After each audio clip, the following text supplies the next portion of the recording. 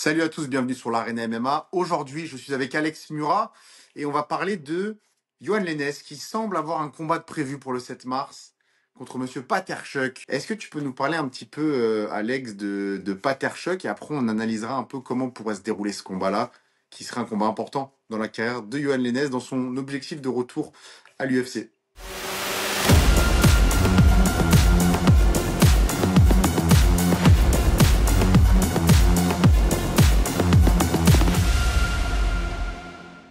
Oui, Keenan Paterchuk, c'est un gars de l'Ouest canadien. Il s'est battu chez Cage Fury, CFFC. C'est un gars qui est très physique. On a vu, c'est un gars tout d'abord qui a une fiche de 5 victoires, 2 défaites. Il a perdu son dernier combat contre le champion, si je me trompe pas, de Je CFFC, vérifie. si je me Ouais. trompe. Par contre, je dirais que dans les victoires de Paterchuk, c'est fait pas mal tout dans le premier round. En effet, il a perdu contre Kyle Dokos, ancien combattant de l'UFC, 14-4, et qui était en effet et qui est toujours le champion de CFFC dans sa catégorie. Exact. Puis tu sais, Keenan Paterchuk, justement, qui affronterait probablement Yohan Lainez, va revivre un peu, je pense, veut revivre le même combat, je veux dire, le même match-up, si on veut, similaire que ce qu'il a vécu sa dernière fois. Alors, Yohan Lainez, qui est un vétéran de l'UFC.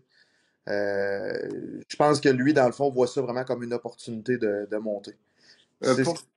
euh, pour ceux qui connaissent pas comme moi, d'ailleurs, Keenan Paterchuk, il a 31 ans, il est en 5-2, et donc ses 5 victoires, donc la première c'était contre un 0-0, la deuxième contre un 2-2, ensuite il a perdu contre un 17-9, ensuite il a gagné un 4-2, ensuite il a battu un 0-1, puis il a battu un 11-5, et donc là il vient de perdre contre Kaldokos, qui était quand même un bon combattant de l'UFC, qui est à 14-4. Donc voilà un petit peu Keenan Paterchuk, qui a l'air d'être un striker qui cherche le chaos rapidement. Exactement. Fait que mais on connaît Yohan aussi. Hein. Si on En connaît fait, Yohan. toutes ces victoires à Kenan Paterchuk, elles sont au premier round, Exact, c'est ça que je disais. Fait que, tu sais, c'est ouais, avec des coups, quoi. Pas de, non, on a une soumission, mais c'est ça. exactement. Tu sais, c'est sûr que là, on va avoir d'un côté un gars qui a la faim, qui a soif de gravir les échelons. Puis on a de l'autre côté un Yohan Lainez qui, lui, veut retourner où ce qui avait gravi les échelons déjà auparavant. Là. Fait que ça va être un combat qui va être assez intéressant. Là. Tu sais, deux gars qui ont des grosses forces de frappe. Moi, j'ai une question. Vas-y. Johan, il veut revenir à l'UFC, il le dit. Ouais, Donc, il est dans une sorte de rédemption. ouais, Il a battu Lorsen, ouais. mais là, j'ai l'impression qu'on baisse en qualité d'adversaire. Et Je est-ce que c'est le bon choix pour retourner à l'UFC? je suis pas prêt à dire qu'il baisse de qualité d'adversaire, honnêtement. Si c'est un gars qui a une fiche négative, peut-être un peu plus je te dirais, j'aurais peut-être tendance à dire la même chose que toi, mais je Ben, pense que Nan Potterchuk est un gars à prendre au sérieux. Là. c'était quand même champion de BFL à 7-1, Ouais, sur un win streak terrible. Lorsen, ouais. et là, on passe à un combattant qui vient de perdre et qui a 5-2. Donc, Oui, par contre, je peux te on- garantir qu'on baisse par rapport à Lorsen. Ça, mais c'est factuel.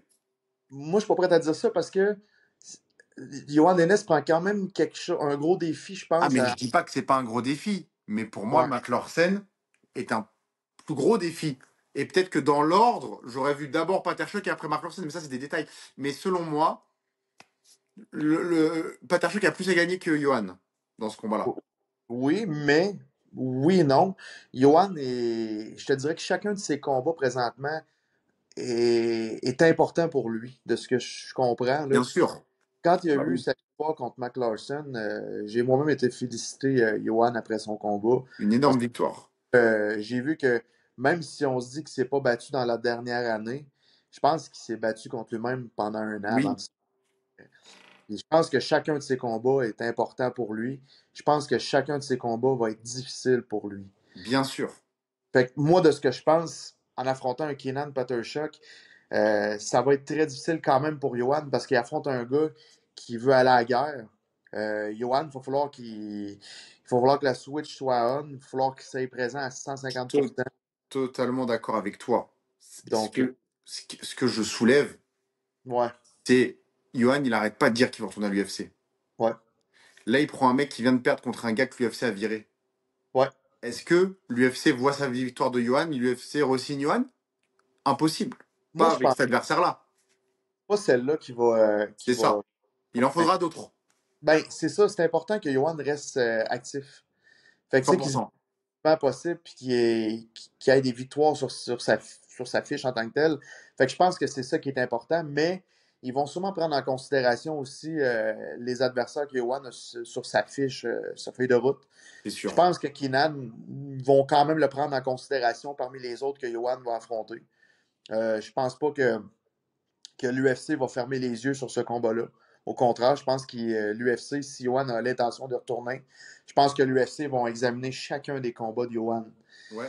Et si Keenan, justement, nous sort une performance incroyable, puis que l'Enes soit gagné à la fin, mais tu sais que ça a été tout un combat, je pense que les deux vont avoir gagné dans ce combat-là, dans un sens. Keenan qui va avoir.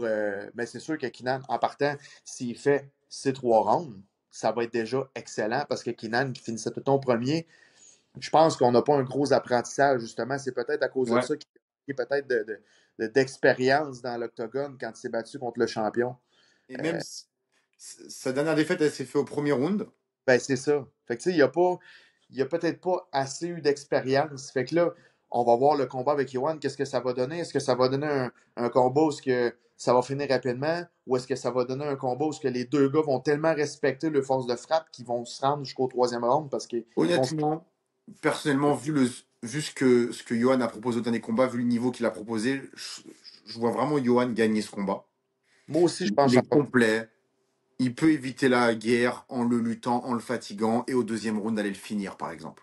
Avec un Ouais, KO. je pense que Johan a avantage par rapport à son expérience, justement, dans l'octogone. Plus de combats, plus de temps, justement, de temps de qualité dans la cage. Johan a une grosse expérience. Puis, oui, moi aussi, de ce que j'ai vu la dernière fois, là, quand il s'est battu contre Larson, là, j'ai pas vu un combattant normal. J'ai vu un combattant exceptionnel la dernière fois. J'ai vu un combattant qui était capable de dominer un combat totalement. Fait que je Grosse pense personne. vraiment. Écoute, moi, j'étais aux premières loges, puis j'ai adoré ce combat-là. J'ai été impressionné de ce combat-là. Ouais, bah en tout cas, ça c'est une bonne occasion d'ajouter du highlight pour Johan Lennes. Faudra faire attention quand même, bien Ah évidemment. Euh, J'aurais aimé un meilleur adversaire dans le sens où avec Mark Lorsen, selon moi, on était au-dessus. Mais Johan doit rester actif. Peut-être qu'il n'y a pas d'autre adversaire disponible. Et une victoire est une victoire. Et il faut aller la prendre et aller la chercher. Et c'est jamais facile. mais surprenamment, quand tu acceptes un combat contre Johan Lennes en partant, t'es un gars t'es un combattant qui est prêt à aller se battre pour vrai. Oui, bien sûr. Moi, je trouve ça parfait que pour Lennes, Pattershot soit un de ceux-là. Puis par rapport à ce combat-là, tout de suite après, on va voir qui va lever la main tout simplement pour aller affronter Lennes la prochaine fois, là. Moi, je pense qu'au Québec, il y en a quelques-uns qui aimeraient affronter les NES, même si lui ne veut pas forcément de combat contre des Québécois. On va voir parce que je pense qu'à un moment donné, on n'aura plus le choix les gars n'ont pas le choix vraiment de s'affronter, là. C'est ce que je pense, là. Je pense que dans son plan à Johan, tu sais, Lorsen, Paterchuk, ils vont en trouver d'autres, là, des combattants de l'extérieur. Donc, il peut y arriver sans avoir affronté de Québécois. C'est juste que c'est sûr que pour le public, bon, on aurait aimé, on aime ça, les affrontements comme Blaise Santos, comme Souci Majorique, Québécois contre Québécois. Mais je pense que l'ENES peut s'en sortir sans avoir à faire de combat Québécois contre Québécois. Et c'est ça, un bon combat. C'est pas officiel, hein. On se base sur ce que Johan dit sur Instagram et dans ses notes. Mais c'est Ben écoute, c'est pas on, on- officiel, mais on- ça l'est presque, mettons. on le souhaite, on le souhaite. Moi, je le souhaite. J'aimerais ça voir ce combat-là, justement. Là, c'est la curiosité qui vient me chercher là, sur ce combat-là. J'ai hâte de voir là, qu'est-ce que Pater Shock va amener, qu'est-ce que Johan va amener aussi de son côté. Ça va être un combat intéressant. Vraiment. Absolument. Donc on va attendre l'officialisation de ce combat. On On- pourra y revenir par la suite. Exact, exact. On a hâte. Exact. Merci beaucoup, Alex. Merci, Lucas. Et à bientôt à tous et à bientôt Alex pour un nouveau podcast analyse. Yes, merci, Lucas. Salut tout le monde.